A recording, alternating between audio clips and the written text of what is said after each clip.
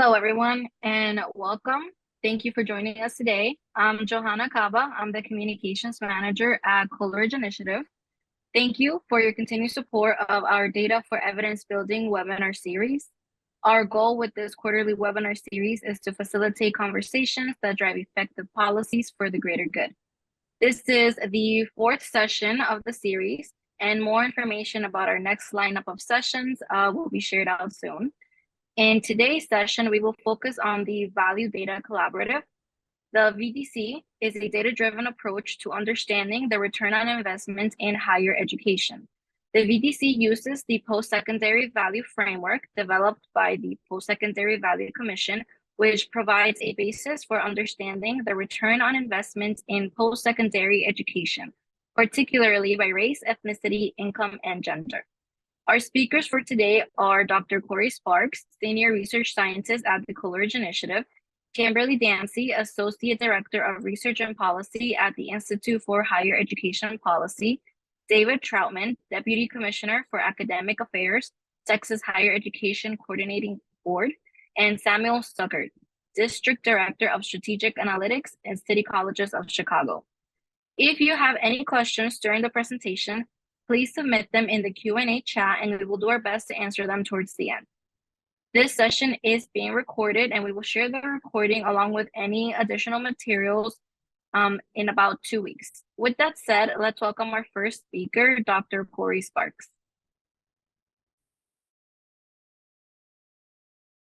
Thank you, Johanna. We're very excited today at the Coleridge Initiative to be working with our partners at IHEP and the Texas Higher Education Coordinating Board and the City College of Chicago in this webinar about the impact of the Value Data Collaborative. We have some things we'll cover today. First, we'll discuss the background of what the Coleridge Initiative's mission is and how the VDC work fits into this. Then Kim will talk about research using researching the post-secondary value of higher education through the Value Data Collaborative from the perspective of the Institute for Higher Education Policy. And then we'll have a panel discussion of the VDC community practice from both David and Sam. Then we'll have an opportunity for you in the audience to ask us questions, as well as our panelists, about the VDC, about their experience. Because one of our big goals in this webinar is to encourage the discussion in our community of practice. It's something that we do at the Coleridge Initiative and a lot of our projects is have the users that really drive this research engage in these discussions. So who's the Coleridge Initiative? What do we do? We're a nonprofit organization that is really on the cutting edge of the democratizing our data movement, really taking public data and putting it in the hands of people so we can do better jobs at evidence-based decision-making. We try to work with government agencies, and it's our mission to do so, to create value by providing them with opportunities to enhance their workforce data literacy, as well as in the hopes of developing better policies that serve the public good. We do this in a few different ways. One of the main ways we do this is through our secure cloud-based data storage and computing facility, the ADRF. We also provide access to researchers for research enclave usage that allows them research to restricted use microdata from states, from federal sources, as well as the opportunity to ingest their own data to explore it in our secure facility. And lastly, we do this through our Applied Data Analytics Training Program, or ADA program. These are multiple week engagements geared towards educating state, federal, local government workforce agencies, analysts, to use the data that they collect, often for federal reporting, but to really push the agenda ahead and use it for more detailed cross-disciplinary and cross-agency analytics. The EDRF, again, as I mentioned before, is a secure cloud-based computing platform designed to really instill collaboration across agencies. It's going to help us facilitate documentation of data resources and metadata and provide information about how the agencies themselves can go back and use their own data more effectively, often working across agency boundaries and often across state boundaries as well. It was established by an initiative from the Census Bureau of funding from the Office of Management and Budget to really push the agenda ahead in the decision-making using evidence perspective coming from the Commission on Evidence-Based Policymaking. What we do with the ADRF is we use it to provide secure access to, again, to restricted use microdata, to over 400 different governmental data sources from many states around the country, as well as local governments, federal agencies. And currently we're working with over 50 of those different agencies within our secure environment on a daily basis. In our ADA program, we just surpassed 1,000 participants in our trainings, which is a great milestone for us. And we've had tremendous success and a lot of very positive feedback about that program. Overall, this really allows us to provide the opportunity to both drive forward the research that links different data sources together across agency boundaries and state boundaries as well, to better serve the states and the local organizations, federal organizations' demands, and allow them to have better informed policy outcomes. One of the big ways we do this in the ADRF is through our 5 SAFE framework. First, we consider safe projects. This is where we have only agency approved data. So in the ADRF, they're only using data that states, agencies, federal agencies approve for use. We control access to it, and we ensure that we have strict workspace isolation so that one workspace cannot see what is contained in another. We do this via Safe People, where we have training for all the people that use the ADRF. Only approved researchers are permitted in the workspace. We have a onboarding process that ensures that people agree to terms of usage and agree to the security protocols following FedRAMP guidelines. Safe settings. These allow us to prevent unauthorized usage. Again, the FedRAMP protocol allows us to have very strict IT security protocols in place, secure data transfer protocols are in place, and we have a very long and detailed security protocol framework that is publicly available. We do this via safe data. This is where we protect the confidentiality of the people contained in the data.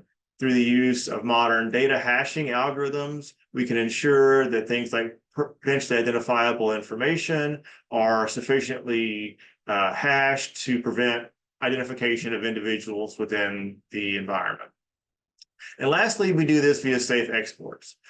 This allows researchers to ensure that, and also data stewards to ensure that the information that comes out of the ADRF has been reviewed by us, as well as by secondary reviewers identified by the agencies, to ensure that the guidelines that the data stewards provide are being followed to the letter of the law.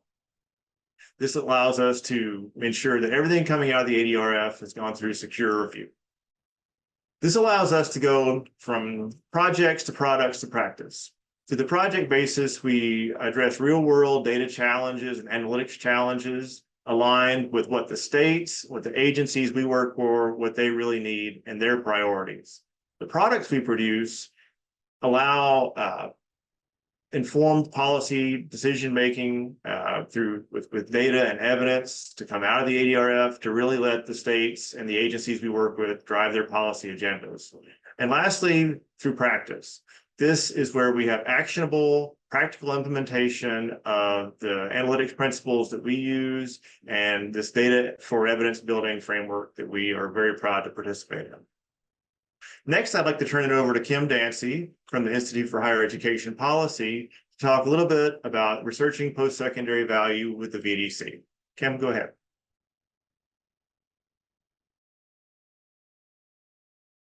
Gotta get off mute. Thanks so much, Corey. I'm so excited to be here today. I'm going to share a little bit with you all about our work related to equitable post-secondary value and how we've been working with states and institutions through the ADRF to conduct research and better understand some of these concepts.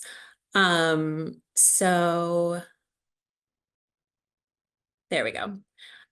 Before I dive into some of our work on value, I did want to share just a little bit more with you all about the Institute for Higher Education Policy, also known as IHEP. We are a nonprofit, nonpartisan research and advocacy organization, and we are really dedicated to building a more equitable and just society through higher education.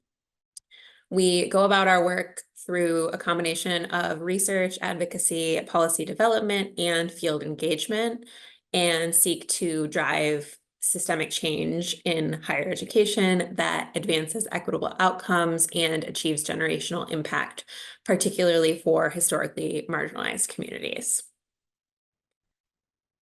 One of our key focus areas over the last several years has really been understanding and promoting equitable post-secondary value, and that is something that you'll hear a bit more about from our panelists later today. But I wanted to take some time to frame that research and work through the lens of post-secondary value, including thinking about why we got started in this work, why post-secondary value matters, and how we are thinking about measuring it. I think I'm ahead on my slides here. Okay, we need to go back. Apologies, everyone. So from 2019 to 2021, the Bill and Melinda Gates Foundation led the Postsecondary Value Commission, and IHEP served as the managing partner in that work. The overarching goals of the commission were to deepen the field's understanding and measurement of value in order to promote policy and practice change to advance outcomes for Black, Latinx and Hispanic, Indigenous, and underrepresented Asian American, Native Hawaiian, and Pacific Islander students, as well as students from low-income backgrounds and women. So David Troutman, who you will hear from in just a little bit, was working with us throughout this period to really understand how to operationalize some of the concepts that came out of the commission using student level data to think about the value that different students in the University of Texas system were experiencing from their higher education journeys. The core work of the commission really focuses on three aspects and three goals related to improving post-secondary value, and these are defining, measuring, and acting. So first, we have our definition of post-secondary value. This was a key outcome for the commission in order to create a shared understanding that can be used to inform policy and practice change. So the resulting definition from the commission's work is that students experience post-secondary value when provided equitable access and support to complete quality, affordable credentials that offer economic mobility and prepare them to advance racial and economic justice in our society. With that, the commission was also charged with developing a system or way to measure value. There are many different components of what post-secondary value can mean, including a broad set of non-economic, economic, individual, and social outcomes of higher education that are critical to really broadly and holistically thinking about what value encompasses. However, for today, we will focus on the set of economic value thresholds that the commission developed, which consists of a series of indicators of different levels of post-college earnings and wealth. The baseline threshold that represents really the minimum that we would expect for students is what we refer to as threshold 0, or the minimum economic return threshold. This threshold is achieved if students are able to earn at least as much as a high school graduate in their state, plus enough to recoup their total net price over the course of 10 years. Second, we have threshold 1, which reflects the earnings premium, and students meet this threshold if they reach at least the median earnings in their field of study and credential level. Threshold 2 represents earnings parity and measures whether students of color, students from low-income backgrounds, and women are able to earn at least as much as their more advantaged peers. Threshold 3 is informed by the work of the Opportunity Insights team and really looks at whether students are able to achieve economic mobility. And we base that definition on whether students are able to earn enough to enter at least the 4th income quintile or 60th percentile of earnings. We also have included here 2 thresholds based on wealth, though we are currently not able to measure those thresholds due to limited data. We see wealth as a really important output and input into students' higher education trajectories, and so felt it was important to include those there.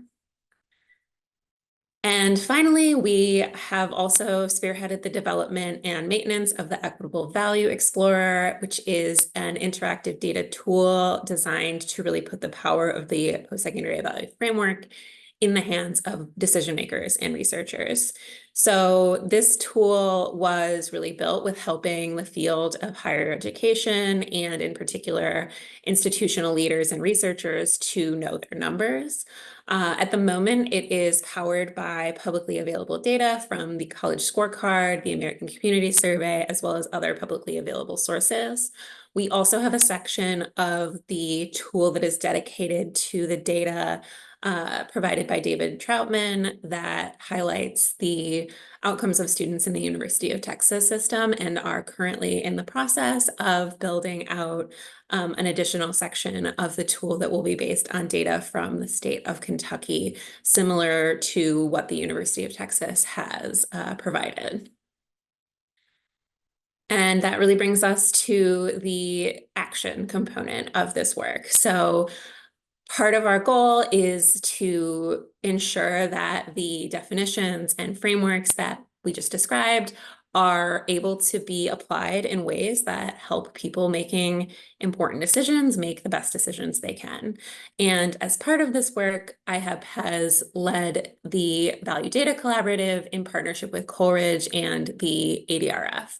So our goals with the Value Data Collaborative are to promote equitable post-secondary value by partnering with, oops, I need to go back again. Sorry, guys. Technology struggles today. Anyway, our goals are really to partner with states and higher education systems as well as institutions to really leverage the power of student level outcome data to understand more of the nuances of what is happening with respect to post-secondary value. So we have gone through an initial cohort of states that have participated in an applied data analytics course with the Coleridge Initiative focused on post-secondary value, and the teams in that class were able to conduct individualized research in alignment with their state strategic plans to really understand the aspects of post-secondary value that are most relevant or critical to the policy decisions that they are facing. And also were able to have some support from both our team as well as Coleridge in navigating the complex data analysis decisions and things of that nature that will be necessary to really understand how post-secondary value is working at that level. And so with that, I am going to turn it back over to Corey. Thanks, Kim. So part of our discussion today is really engaging the community of practice in this work. And we thought of no better way to do this than to have representatives of the agencies that really help define these measures, represented by David Troutman from the Texas Higher Education Coordinating Board, as well as representative of our next cohort of people, of organizations that are really exploring this in their agencies. And we wanted to do this just so that Kim and I aren't talking about this all day. We really wanted the community of practice to engage with this, to let you on the webinar understand their perspectives, their interests, the value they perceive from this. we'll talk about this later. We were really looking for engaging with the community and practice of this to drive this work to the next level. So again, I'd really like to welcome David Troutman, Deputy Commissioner for Academic Affairs from Texas Higher Education Coordinating Board, and Sam Zucker, the District Director of Strategic Analytics from the City College of Chicago. We've prepared a set of panel questions, and I'll be moderating the panel and asking the questions and letting them have an opportunity to go through answer. If there are questions that you on the webinar have while we're discussing this, please put them in the chat. We'll address them in the Q&A session that follows. So first, I'd like to start off with David. In what ways do you believe the Value Data Collaborative can help stakeholders in shaping post-secondary education policies? Sure. Thanks so much for having me today. And I want to sort of acknowledge my relationship and interactions with IHEP. Kim and Mamie Voigt at IHEP were amazing during the time of just exploring the Postsecondary Value Commission and what we were trying to achieve. So I think from my perspective, the value behind this is really being able to allocate some time on identifying a research question you'd like to answer. I think in our daily lives at the state agency, at systems and institutions, we're sifting through noise, right? Whether it be emails, through the multiple jobs we have in a given day. And this effort allows you a concentrated area of time to think, how can I answer this research question and how can it have a positive change for students' lives? And so really that's what I was so excited about with engaging with IHEP and with Coleridge and other efforts to really understand how we place context around, was it worth it? Was college worth it? And we had those answers. And we have to negate against any other one-offs or clickbait that's out there that says otherwise. But it's a little bit more complicated, and I know that I won't jump into it yet, but I just, for the primers, is college worth it? It depends on who you're actually engaging with. And that's the power behind this, is really thinking about the disaggregation of data and truly understanding the experiences that students have as they go towards that credential and determining whether or not it is a credential of value. And so that's what we've done in Texas, and I can talk about that more. So I'll pause for right now. Hey, Sam, I'd ask the same question to you. Do you want me to repeat it, or are you okay? No, I got it. Yeah, thanks, Dan, for having us. I think at City College of Chicago, we're trying to do is make sure that we're best preparing our students for the future they want to access and make sure they have all the resources available to them to make the best academic and economic decisions for them through their time. I mean, our students, their time is valuable, and they're trusting us with their time. You know, a lot of them have jobs, a lot of them are parents. So it's no small thing for them to spend a significant amount of their years with us. And so we want to make sure that what we're offering to them is kind of what they signed up for and is going to be beneficial to them. You know, we have a lot of great programs and that can lead to a lot of great jobs. And we want to make sure that our programs are preparing our students as best as possible to access those jobs and those careers and those futures that they have in their sights when they sign up for classes at City College. That's great. Thank you. I have a quick follow-up related to that. Do you have, or can you provide any sort of specific policy areas or decisions where you see the VDC really having an impact in your organization? So on our end, this really shaped our community college finance bill. So Texas House Bill 8, we use these data to work with our community colleges, work with elected officials to create the funding, the performance-based funding outcomes for our 50 community colleges in the state of Texas. So it resulted in a $1.2 billion funding for the biennium. And 95% of that funding is based off of the data of earnings outcomes and whether or not students are receiving a credential value. So yes, it had a huge impact on policy. And then what's exciting about this is that it creates momentum points for us. so that now we've extended this to really understand other policy areas of affordability and basic needs, and trying to figure out how we can identify high achieving low income students so that we can minimize the costs that they have to endure so that they can fulfill their dreams and complete a credential. Sam, as a new user of this framework and somebody who's engaging with this, I'd ask you the same question, maybe about things that you think potentially might be affected policy-wise. Yeah, absolutely. One aspect we're looking to focus on is the transfers. When students, a lot of our students come to city colleges hoping to transfer to a four-year college or university after they complete their associate or perhaps even before.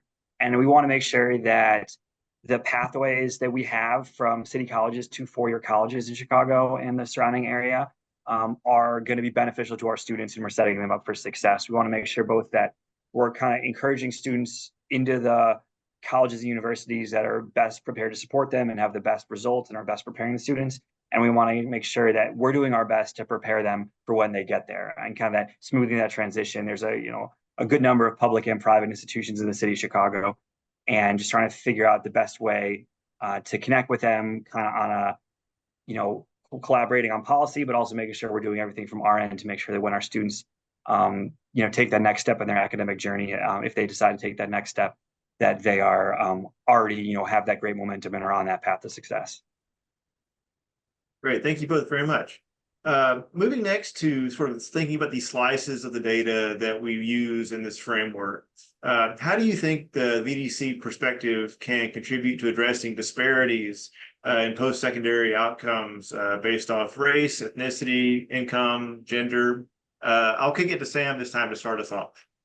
Yeah, absolutely. So what's really interesting and exciting about city colleges, we have 7 community colleges throughout the city of Chicago, pretty evenly geographically dispersed throughout the city. And based on historic patterns of housing and segregation and wealth disparity, the different sections of Chicago have very different demographics in terms of race, ethnicity, income, things of that nature. So what we want to do is make sure that all of our students, regardless of where they live, regardless of kind of what their family they come from, has access to the programs that have that high economic return on investment. We want to make sure, we want to know which of our programs are having that great impact so that we can make sure that all of our students around the city have that access, and they're not, so because we have programs, all of our colleges, each college has what we call a center of excellence, which is a specific academic area that it focuses on or has special programming in, and students from all over the city can take those courses at the college and take similar courses at their home college, the one closest to them. But if there's one center of excellence or one academic program that we're finding to have a great impact, great success transferring, great economic returns, we want to make sure that that's accessible to all of our students, especially our students who may have been historically disadvantaged, neighborhoods that have been disinvested in. And so we're really, a mind towards equity to make sure that we're not perpetuating those patterns, but instead can be working against them and working to create equity in the city of Chicago, create economic mobility and socioeconomic equity in the city through our programming offers, because we're so well kind of geographically placed as is to reach all of the Chicago community. Thanks, Sam. I pose the same question to David, please. Sure. So, so the term equity is a little bit more complex in Texas, right? And so we have to place that in context. But my agency is committed to disaggregate all data by race, ethnicity, gender, and family income to make sure that we shine a light and are transparent with the differences in outcomes. Right now, if you look at our educational pipeline from high school to college, it's currently a 50-50 chance on whether or not students are going to even try to attempt to go to college. And then that probability is even lower for completion. So as a state, we have to do a better job of making sure that we use data in a way that's going to triage a student to meet them where they're at so they can strive towards success. At the same time, we have to figure out how to lower those costs. As we all know, basic needs are just increasing year after year. It's outpacing tuition, right? And also we have to acknowledge that even within our cost of attendance, there's flaws in that methodology because we don't account for childcare costs. So we have to understand our parenting students. We have to understand our traditionally aged students. We have to understand our adult learners so that we can use these data to adjust how we are engaging with them. You know, traditional higher education is in our rearview mirror. We have to think more progressively and be more agile in the way we provide education. And so going to the framework of the T0 to the T5, one thing I always suggest is that one, try not to do all thresholds, right? That can be this daunting, overwhelming, it's complex. So what we did in Texas is we started with T0, the minimum economic return. We've talked to Gates, we've talked to IHEP. You can code switch, you can change your language that makes it meaningful for your stakeholder. So we don't say minimum economic return, we just talk about, did they receive a value? Did they recoup their costs? And are they better off than just going from high school to the workforce? And that helps set the tone. And now in Texas, we've established a premium, and we're currently examining how we can understand economic security, because I think that's really, from my perspective, a foundational piece of understanding how can families withstand a recession? How can families know that they can support their children to pursue higher education? I would call that a shock as well, similar to like a recession. And so just know that you can skip around, you can work around and understand how using the data that you have and using this Coleridge Initiative to really access data that you've never had access to. Great, thank you very much. I'd like to do a quick follow-up, and if there's any additional considerations or really sort of priority areas to think about when addressing equity and disparities by race, ethnicity, income, gender. David, you want to kick us off on that one? Sure. I think what I would encourage everyone is to think about the power of repetition. I have to repeat myself constantly, and that's okay, right? I think that in this day and age, we have a lot of information coming at us. Our audience, our stakeholders will only hear the message when they're ready to hear the message. And so knowing that you might have to repeat yourself 100 times, 500 times, but it's okay when that chain catches. It's so worth it to know that you might sound like that broken record, but it does take time. So that's the other thing is, as data wonks like myself, we wrestle with these data every day, and we expect people to come up to speed very quickly. And we know that's not the case. So we have to be patient. We have to make sure that we massage the information and visuals so it can resonate with all stakeholders. Sam, I'll let you answer the same question. Yeah, I think one thing we're really interested in also is the economic impact of the actual classes we're offering versus the completion of a degree or the signal of a degree, all that. I know the researchers love that, try to just suss out those two different impacts of that. But for us, a lot of our students come and we want to graduate every single one of them, but many of them are not going to finish a full associate degree. So how do we make sure that even students in that situation, that their time spent with us is valuable and it provides a return on investment. So we have certificate programs, which are great.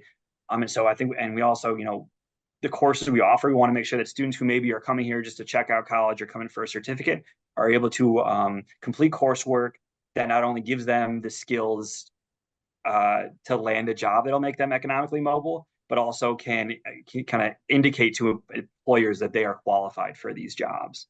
And so making sure kind of that the associate degree is great. And every student who comes to us wanting an associate's degree, we want to support them all the way through that. But for a lot of the students, that may not be the case for various reasons. We want to make sure the time they spend with us is still valuable to them, and they can still use that to better their own economic standing.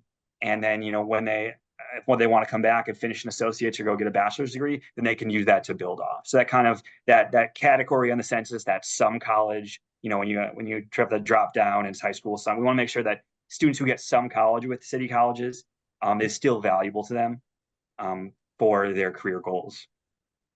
That's great. The idea that value is sort of relative to what the person is really wanting, right? thinking about more getting into the data and analytics part of this, and even sort of thinking about data products that might come out of this, what do you think would be most beneficial to your agency to help assess the return on investment here in terms of different types of analyses you might do, different kind of data products that you might produce from this? Sam, I'll let you start that one off. Yeah, so one of our big pushes right now at City Colleges to support students is through first year advising. So we want to make sure that every student who's credential seeking comes to us, meets with their advisor, ideally in their first semester, but if not in their first year, and gets a sense of, is able to kind of talk with them and get a sense of what their opportunities are at City Colleges, what their goals might be, and how we can best support them through that. Now, a lot of our students are going to come in and not exactly know where they want to go. I know when I first stepped foot on undergrad, I wouldn't have been able to answer that question very well. So we want to make sure our advisors are prepared with tools that kind of can let them best advise our students with the options that are available to them. Some of our students are going to come in knowing what they want to do, and that's excellent. But if they don't, we want our advisors to have access to this data so they can show them their options. Say, hey, here are some degrees that have our best results on economic mobility. Here are some outcomes after that. Here's kind of places you could go after that. So I think being able to and having that information at our advisors' fingertips so that when they're meeting with students, that time, they can search things really easily. So if a student says, what about history? They can look through history. And if they say, well, what about, mechanical engineering? It's really easy for them to kind of pivot back and forth and find that accessible and useful data for students. So I think that's a kind of a data tool we're picturing. We'd love to get as much information easily accessible to our advisors because they're the ones who are on the ground talking to our students, meeting with our students, developing those relationships.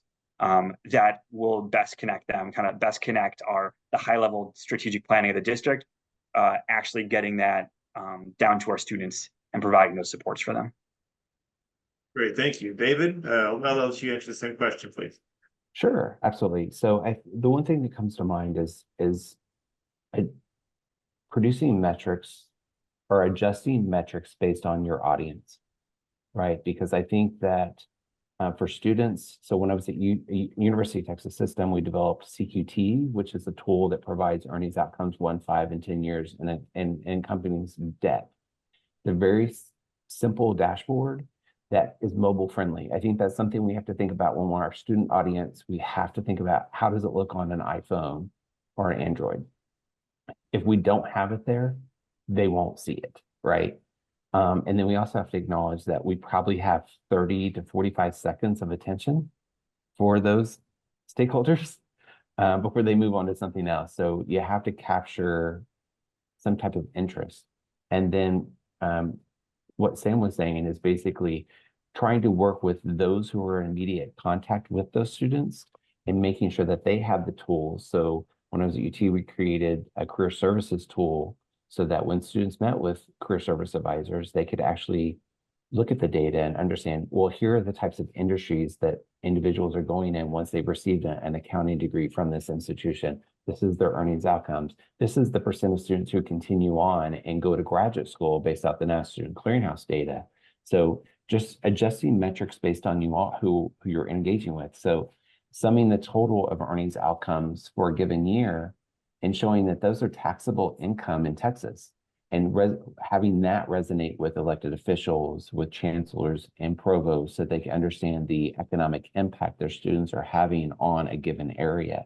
So just really fine tuning and adjusting those metrics to hit and resonate with your stakeholders is, I think, the most powerful thing we can do. And then I think with this work with ROI, we've been able to untangle the student investment piece. So net cost of attendance, what are the out-of-pocket costs for types of students by race, ethnicity, by income status, by gender, so we can truly understand who actually pays more for educational experiences, and then understand how that triangulates with time to degree.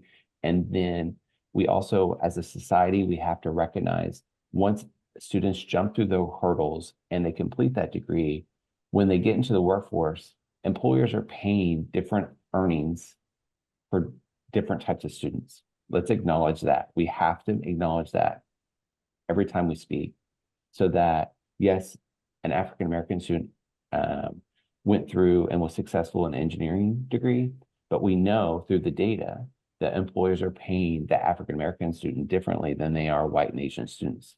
So let's wrestle with that and figure out how we can resolve that issue. I think that idea of cost, and not everybody has the same cost, and treating everybody in a category as if they have the same experience or opportunity costs or financial costs or things like that is something this framework can definitely start fleshing out. I do have one more question for you, and I want to start with Sam on this one.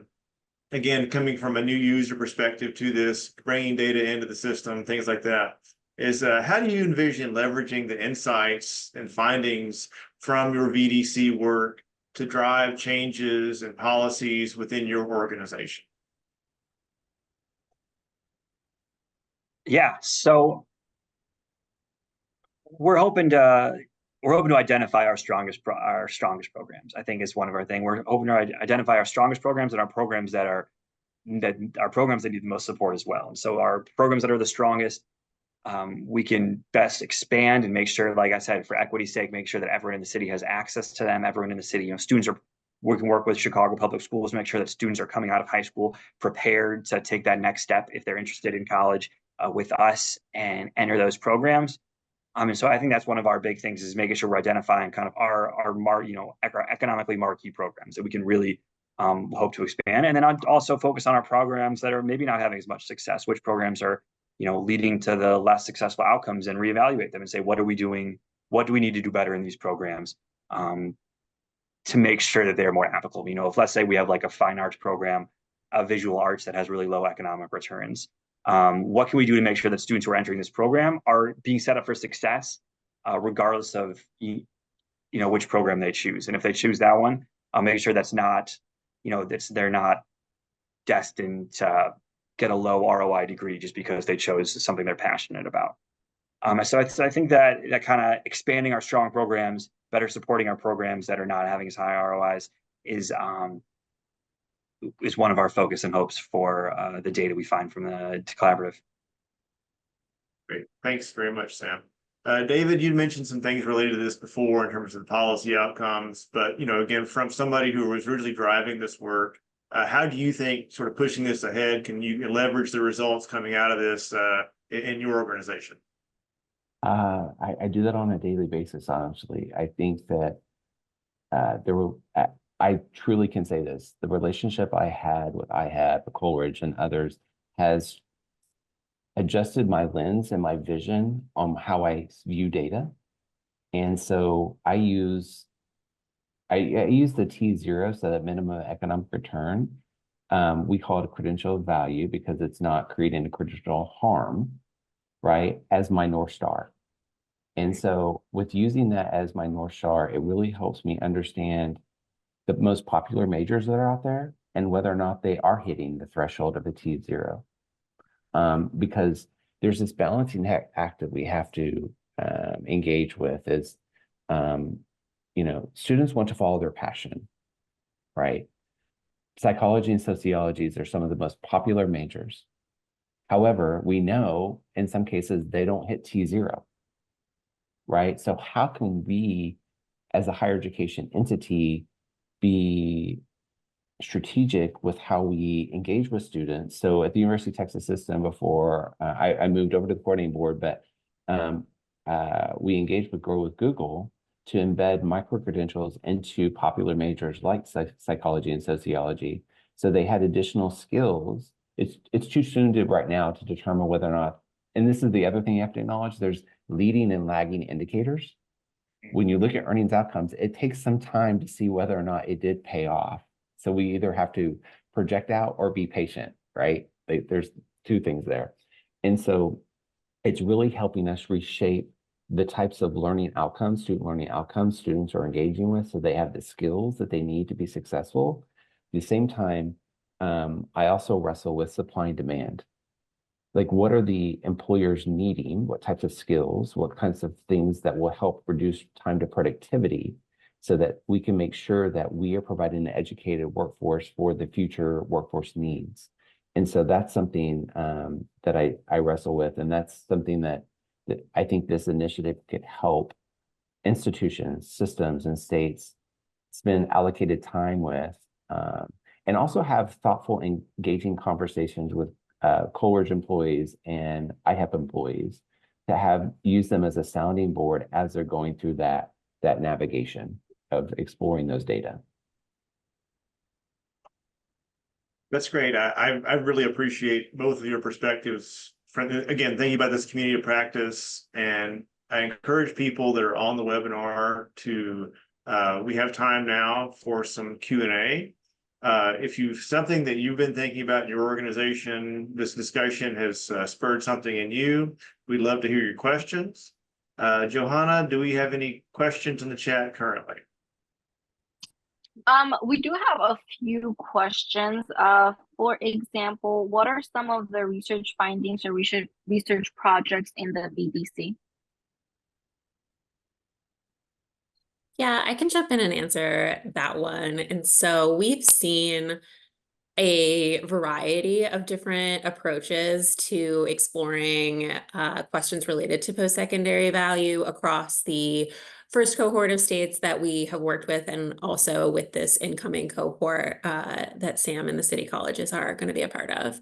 So I would say most of the states in cohort 1 really focused on either looking at the threshold 0 or minimum economic return threshold to really evaluate how different policies or different types of students were meeting that threshold. So we had a state team look at the impact of different types of tuition scholarship programs at helping students achieve that minimum economic return. We also had a couple of teams look at the economic mobility threshold, one with respect to student parents, and also sort of disaggregating within student parents to look at different gender, race, ethnicity, and socioeconomic statuses, and whether those students are able to meet the economic mobility threshold. We also had a team look at adult students who are returning to college to seek an associate's degree and whether they are able to meet the economic mobility threshold. And that project was really exciting because they are adult students, they were actually able to look at their earnings pre-enrollment and then compare the outcomes after enrollment. Our incoming cohort will still shape their projects and evolve as time goes on, but we have at least a couple of teams interested in thinking about the minimum economic return threshold again. At least one team that is focusing on student transfer, and that'll be a partnership between a community college and a nearby four-year institution. So really the idea and goal is that we want this work to be as relevant to the participating teams as possible. And so working with them to really shape what is of interest and based on their strategic plans and policy environments to figure out what questions are most important. So there's a pretty wide range of different approaches that the teams have taken so far. Thank you. Another question is David's comment about dealing with student interest and passions and how those compare to the labor force supply and demand in their state or region. I think the micro-credential solution is great, but how can we persuade students that their employability is greater in some fields than others? How long do we have for this webinar? I'm kidding. Thank you for the thoughtful question. I mean, oh my goodness, that's a tough one. I think that one thing we have to acknowledge is that we need to allow students to explore their options. I think we have it in our head that when you're 17, you actually know that you want to be an engineer, or you want to be a counselor, or you want to be a teacher. I would say that probably happens for 2% of the population, right? So when we think about students' journeys and you look at the data, it literally looks like a Pollock painting. It's all over the place. Like there's no linear relationship to it. And so if we acknowledge that one, what we can do honestly with the younger population is try to meet them. What we're trying to do in Texas is think about 7th and 8th graders and how we can start engaging concepts and terms and actually a video game or information that they can interact with to explore options of what they have. Because I never want to limit opportunity. I actually want to expand it. But at the same time, I don't want to overwhelm students because they can get quickly overwhelmed and think, I don't know where I want to go, and they freeze. So if we can be really thoughtful and actually triage based on, their interest levels in their course grades during high school, or let's say an adult learner who has worked in a certain type of industry for 10 years, but then says, hey, I want to upskill, reskill. They would never say that term, but we say that. And how we can meet them and say, okay, here are your options. And then here are the potential earnings outcomes. Because at the end of the day, something we haven't talked about is the treatment effect. Did it have a positive impact on my life through this engagement? And that's where this pipeline of work that you could potentially work with Coleridge and IHEP, it can give you that space to understand those treatment effects and how those treatment effects differ by race, ethnicity, gender, and income status. And like I said, we just have to get this information that's pithy and can be translated very quickly to a student, because otherwise they move on to the next topic area on their TikTok or Snapchat or whatever application they use. Okay, thank you. Another question, has the work focused entirely on economic returns to individual students? Are any teams examining value returns to states? Is that capacity there through the tool?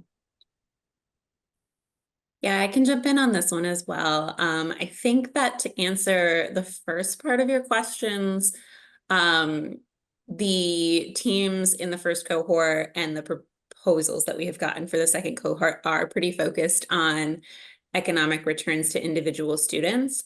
There are some data points in the University of Texas system portion of the data tool that will also be available for Kentucky that attempt to answer the questions about returns to the local area or to the state. And so those are called the Economic Value Index and the Economic Value Contribution. And they're really based on the number of students who are completing a credential and earning more than threshold 0. And if you aggregate all of those dollars up, it represents net benefit to the communities in which those institutions are located.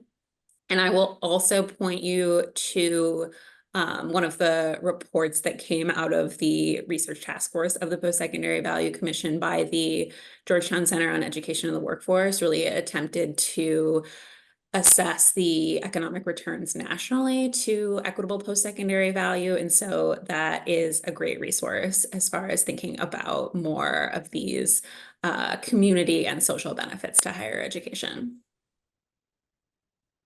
Thank you. Another question, did you find insights with regards to persons with physical disabilities and employment prospects?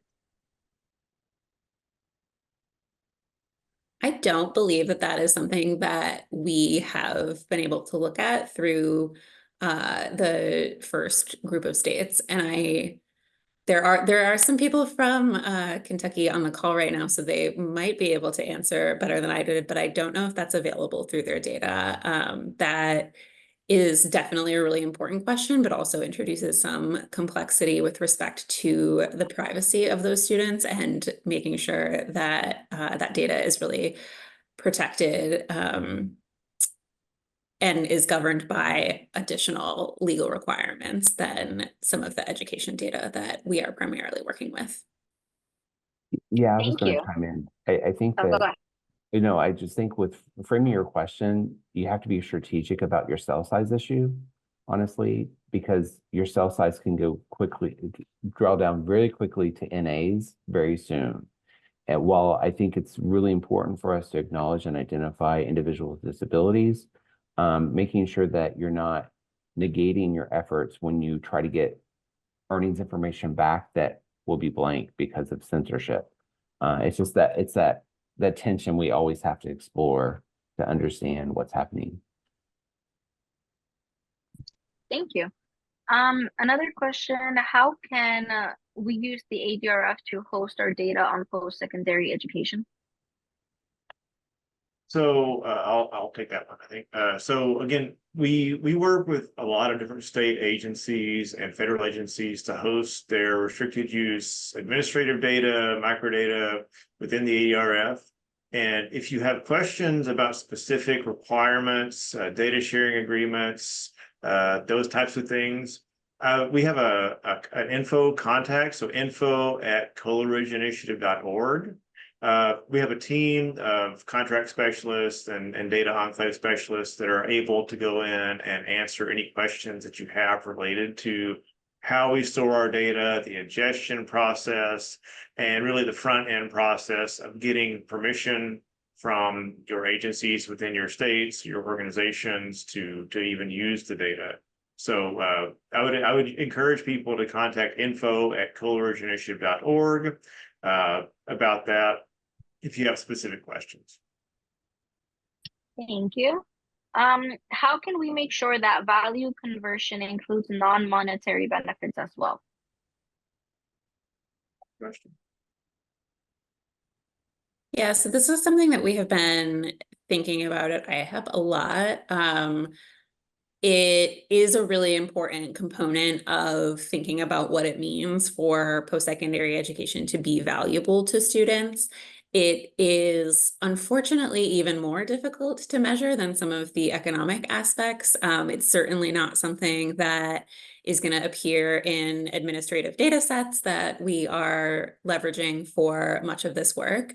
And so we are in the relatively early stages of a research paper leveraging some of the National Center on Education Statistics survey data on students' experiences in higher education to think about how things like well-being and satisfaction with career play into the value that students receive.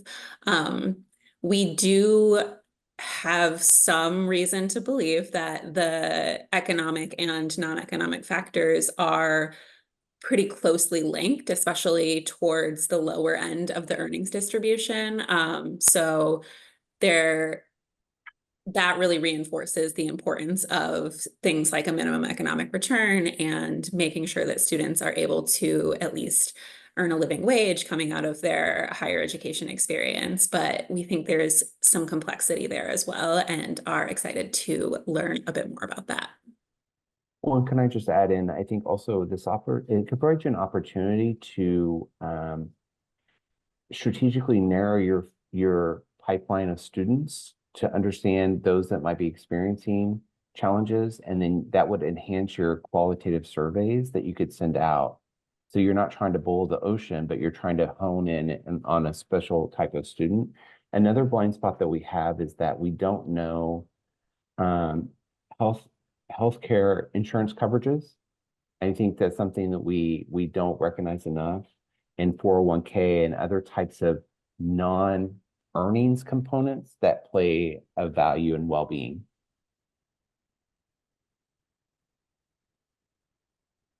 Great, thank you. And it looks like those are all of our questions. Great. I'd really like to thank our panelists. I'd like to thank Kim for all of your valuable insights. I'd like to thank our participants in the webinar for your very insightful questions. It obviously seems like there's a lot of interest in different aspects of this material amongst the group on the call. To close this out, I just want to first again say thank you to our panelists. I hope that the folks on the webinar and people who would watch the recording of this got some very insightful information out of this. I certainly did. And I would encourage you to if you have any questions to follow up on this, to contact us at the Coleridge Initiative. We do have an upcoming training related to the VDC work that will be kicking off later this year. We're currently in the discussions phase with ingesting data and getting data both from Sam's organization as well as another state organization.